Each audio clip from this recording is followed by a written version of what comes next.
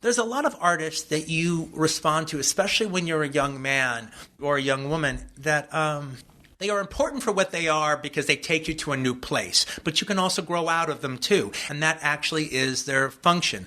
I've heard a lot of artists will say that when they were younger, Frank Frazetta actually really inspired them. But Frazetta is an artist that you attach, you enjoy, and then you grow out of. But he took you to the next place.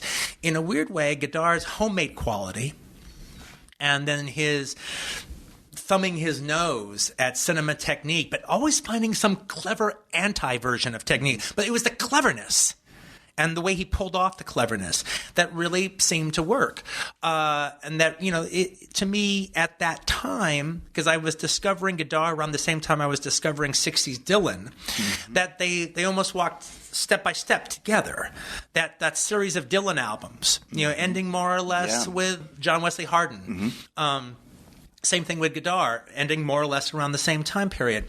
They showed you something. They took you on an aesthetic. Also, you felt the film critic. Yes. At work. And I'm coming at it from a film critic kind of way. So there was this voice to it. But as time went on, I actually realized that it was Pauline Kael's review of Band Apart, or a.k.a. Band of Outsiders, that I responded to even more than the movies.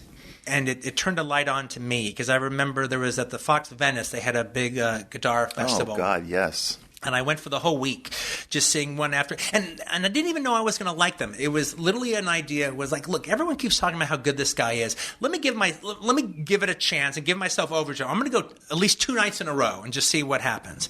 And then so I ended up seeing Breathless and La Petite Soledad, his second film. And then I think Band of Outsiders and Vis-a-Vis. Well, those were 4 good ones to watch. And I didn't even like Weekend by the time I got to the end of it. By the end of that week. But I really, really liked Band Apart in particular, really kind of grabbed me. But again, one of the things that grabbed me is I almost felt I could have done that. I could have attached a camera to the back of a convertible and had just somebody drive around Venice Boulevard if I wanted to. All right, or the Sunset Junction. I could have done that. And so there was that kind of neat quality to it. But it wasn't until I had one of Pauline Kael's books, and I was driving somewhere, and I got off on the Harbor Freeway, and I stopped at Johnny's, the French dip place. That's I think it was like Venice or something. And I stopped at Johnny's, and as I'm eating this big old roast beef sandwich, I'm reading in the Pauline Kael book the review of Band of Outsiders, which I'd only seen about 2 weeks earlier. And in the review, she was talking about the film, and she goes, "It's as if a couple of movie-mad Frenchmen took a banal American crime novel and wrote down the poetry that they read between the lines." And when I read that, I literally thought, that's what I want to do.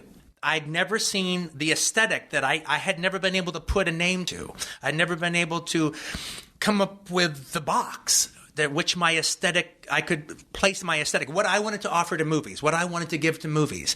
I had never heard anyone describe it so well before.